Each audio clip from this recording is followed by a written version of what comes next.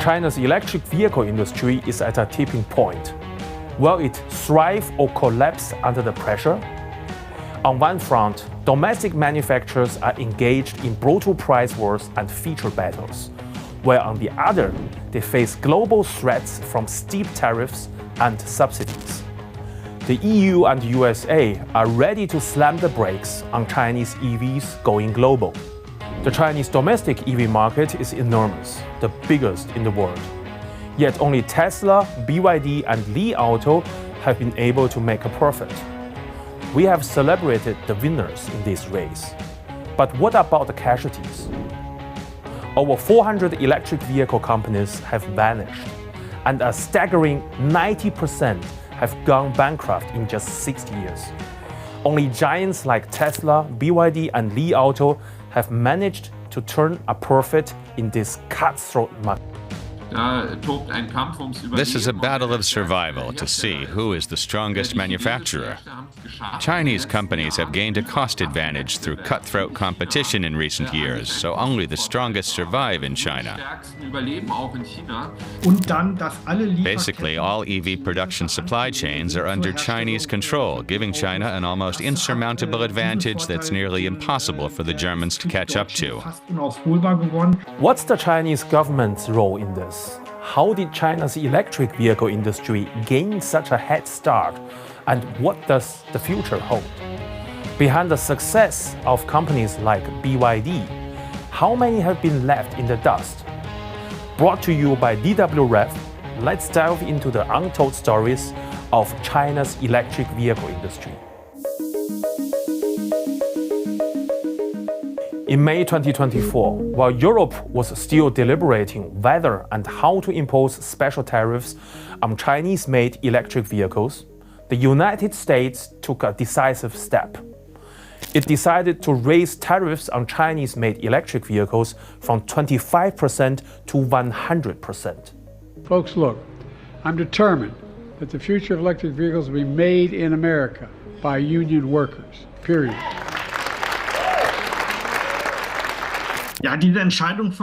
Yes, the U.S. government's decision to quadruple the punitive tariffs to 100% is a very, very drastic step, far beyond what might be expected.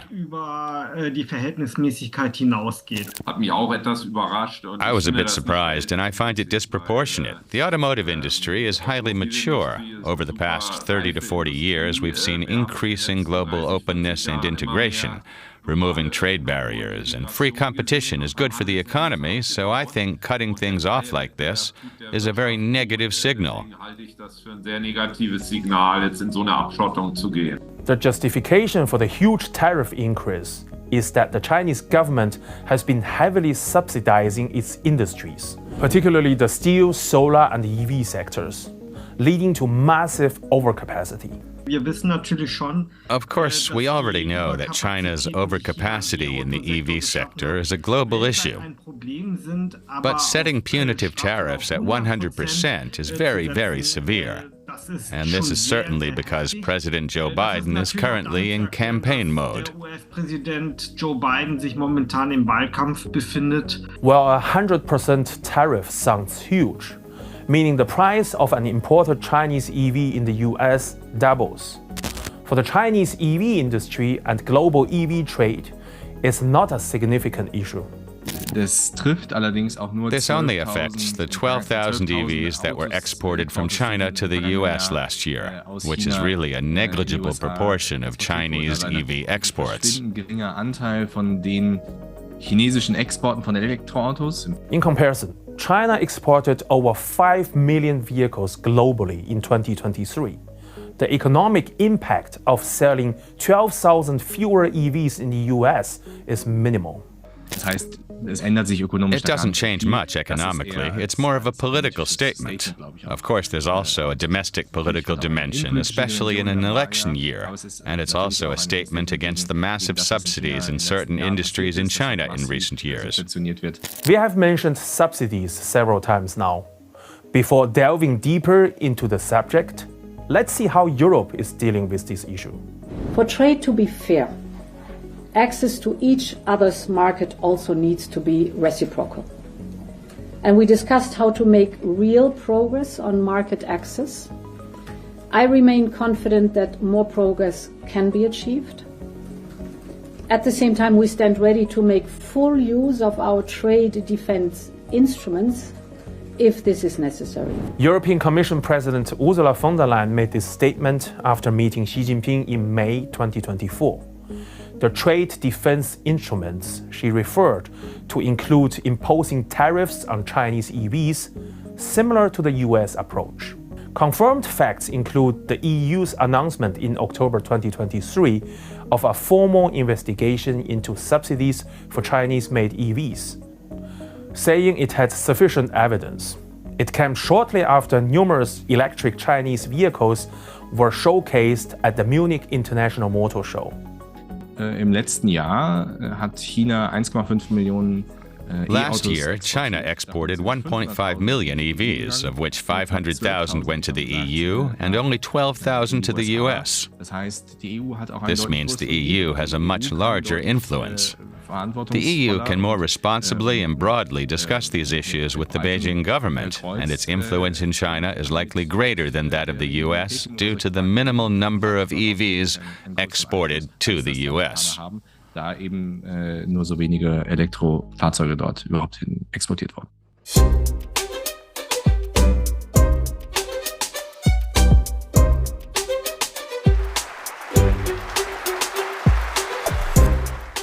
Like the US, the EU's main criticism of China's EV industry revolves around subsidies, particularly focusing on overcapacity. The core of the accusations is that by providing massive subsidies to key industries, including EVs, the Chinese government has created significant overcapacity. But as our astute viewers have pointed out in previous episodes, Europe and the US have also provided substantial subsidies to industries like EVs.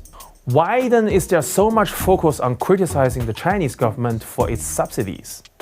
To answer this, we need to understand the extent of Beijing's subsidies.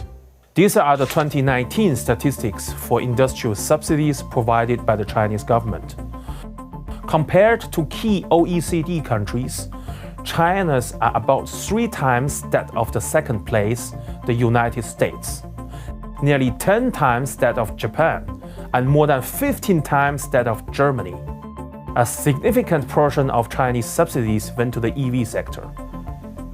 China launched a pilot project to support the development of EVs as early as 2009, though the subsidies have been decreasing in recent years. China has made this a national goal and pursued a good industrial policy. The Chinese government's approach was to gradually encourage enterprises to enter the new energy vehicle sector, while supporting the development and production of battery technology and related raw materials. This gradually established a comprehensive EV industry chain in China. Das ging alles natürlich mit Förderungen und Ermutigung der Regierung und manchmal auch direkten Investment. Of course, this was all backed by government subsidies and encouragement, and sometimes direct investments from government-supported funds. This is good industrial policy. And while Chinese companies obviously benefited greatly, foreign companies like Tesla also profited from this policy. That was Daniel Kirchert, whose own EV company, Byton, ultimately failed due to a broken funding chain. Nevertheless, Byton also received subsidies from the Chinese government. We also had some government capital, but it didn't help us at that stage. So it's not that the government unconditionally intervenes in the market. Competition still exists.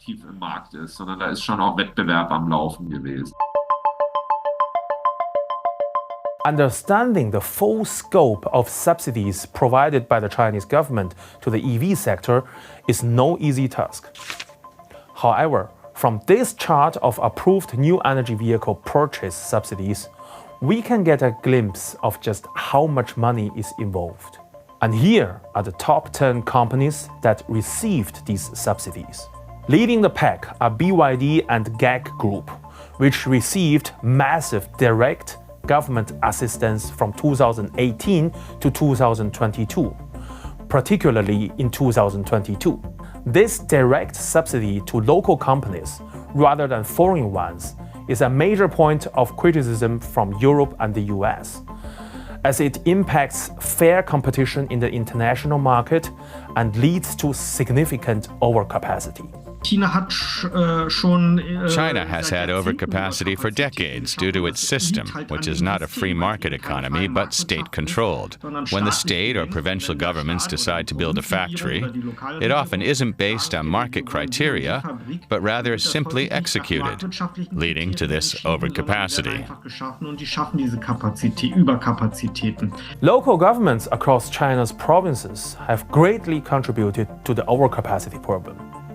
In modern China, nearly every province boasts numerous national-level key industrial parks or development zones. The purpose, planning, and even advertising slogans and promotional videos of these areas are very similar. To ensure economic growth and maintain their political standing, local governments have heavily subsidized their local manufacturing and high-tech industries. From an economic perspective, subsidies distort market mechanisms and lead to welfare losses for society as a whole. However, Europe and the US have also been active in providing subsidies. When it comes to their criticism of Chinese subsidies, I believe this is a pretext. The Chinese government has massively supported the EV sector, but this is no different from good industrial policies in Europe or the US. Think about Airbus in Europe. It's unthinkable that it could have become a market competitor without substantial subsidies and industrial policy support. However, some argue that Chinese government subsidies differ significantly from those in Europe and the US. China indeed operates differently. As I mentioned earlier, every provincial government heavily subsidizes local manufacturing. In this context, they naturally heavily support local companies.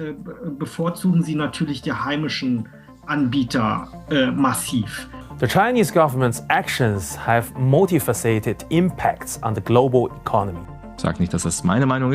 This issue can also be viewed from this perspective. The Chinese government is wasting money by pre-selecting industries to support, creating huge capacities in those fields, which makes these products very, very cheap. Consumers worldwide benefit from this, such as with cheap solar cells and EVs. What frustrates me about this discussion, industrial policy is essential, and Germany cannot afford a weakening auto industry. But what about the climate debate? It's been completely forgotten. We've set the goal to become carbon neutral. Regarding global emissions and climate goals, we're at the last minute. We need to bring affordable EVs to the market as quickly as possible to help achieve this goal.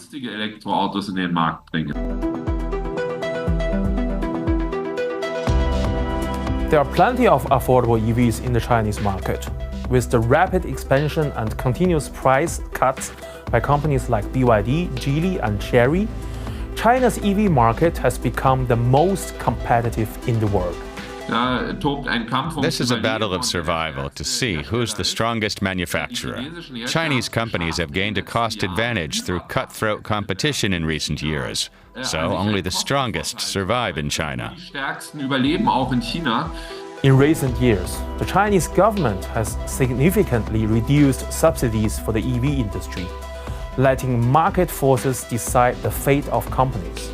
Among them, BYD stands out as a clear winner, having become the world's largest EV maker by sales in 2023. What is the secret behind the success of Chinese EV market leaders like BYD? Achieving economies of scale and profitability have been the fundamental principles of the automotive industry for 100 years. For example, BYD initially wasn't part of the traditional automotive industry, but was a battery manufacturer. They quickly realized that in the EV sector, the battery is the core component, leading them to focus on a completely different technological path. It's clear BYD is number one simply because they started focusing on this issue early on. A success factor similar to Tesla is the vertical integration of the battery. From the start, they relied on having their own batteries, which is a major cost factor. Now let's look at those who have fallen in the Chinese EV market. Please stand up and pay your respects to these once ambitious players who didn't make it.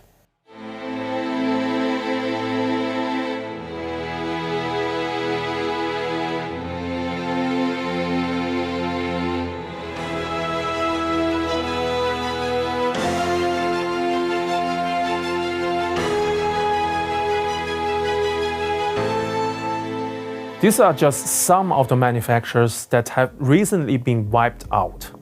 Except for BYD and Li Auto, all EV makers are losing money on every car sold. This includes well-regarded brands like NIO, XPeng, Aito, and Xiaomi. Currently, there are over 100 new energy vehicle companies in China, with almost every province and city having its own automaker. Despite the large size of the Chinese market, having over 100 EV manufacturers is obviously too many. Even the central government says only about 1/10 as many are needed. A selection process is happening now, and some provincial governments will continue to try to support their local manufacturers.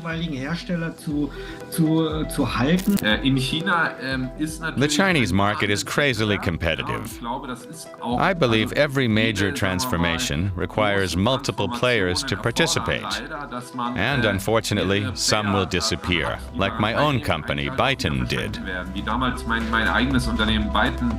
Kirchert and other industry insiders tell us that the main reason so many companies fail is that they grossly underestimated the cost of car manufacturing.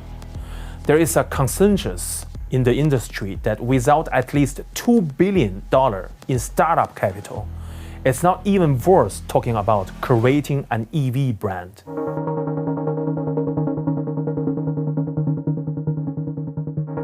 The companies still surviving in the Chinese market include giants like BYD, Geely, and Chery, which have achieved economies of scale, as well as new players like NIO, XPeng, and Series. Add to that the new energy brands backed by traditional automakers like Dongfeng, SAIC, and GAC. The competition is already tough, with makers under intense price pressure. Analysts agree with the central government's assessment that a much smaller number of companies will survive. It's hard to say who will survive. Some say only 5 to 10 companies will remain, but I don't believe that. China is just too large, and every provincial government has its own company. I think 20 to 30 companies will remain, but consolidation will continue. The next 5 years will see even more intense competition.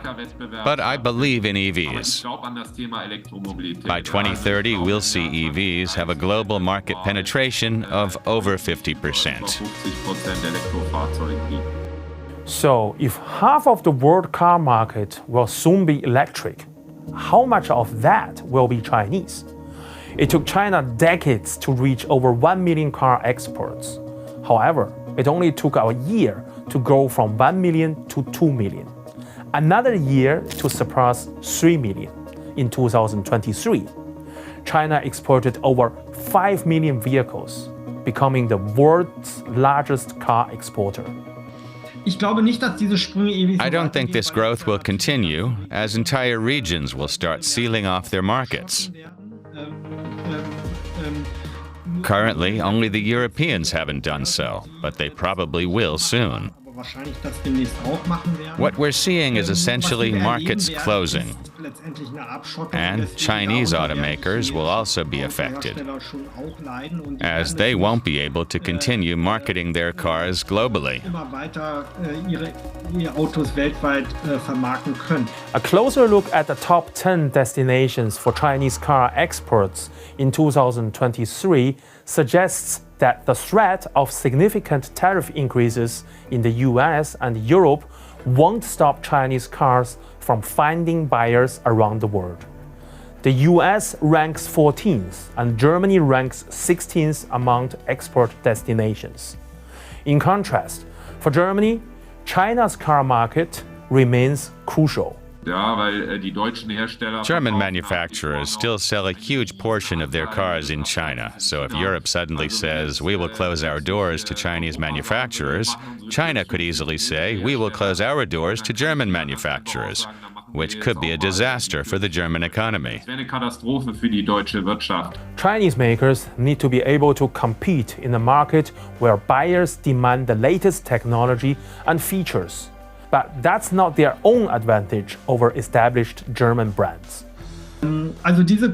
This combination of technological development in hardware and software, along with the subsidies and the fact that basically all EV production supply chains are under Chinese control, gives China an almost insurmountable advantage that's nearly impossible for the Germans to catch up to. This EV battle has only just begun. Analysts like Felix Li believe that the US is currently protecting its domestic industry by copying China's own strategies. I would say that Europeans have no choice but to follow the path already taken by the Chinese and now the Americans. They must now engage in industrial policy, define key technologies, and see where they may already be vulnerable. It might seem like a brutal survival battle, but the World Trade Organization has long set rules for such disputes. Unfortunately, almost no major power is willing to follow them now. Multilateral coordination in world trade has become very, very fragile. If I may say so, the WTO has been stagnant for years.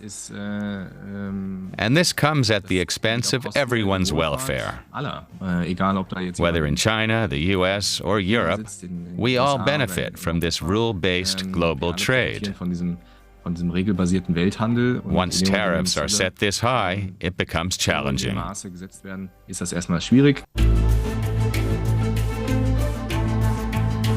What do you think? On what basis should our future global trade be built? Will Chinese EVs dominate the global market one day? Here at DW, we aim to provide you with unbiased information for 3 months. So share your thoughts in the comments below.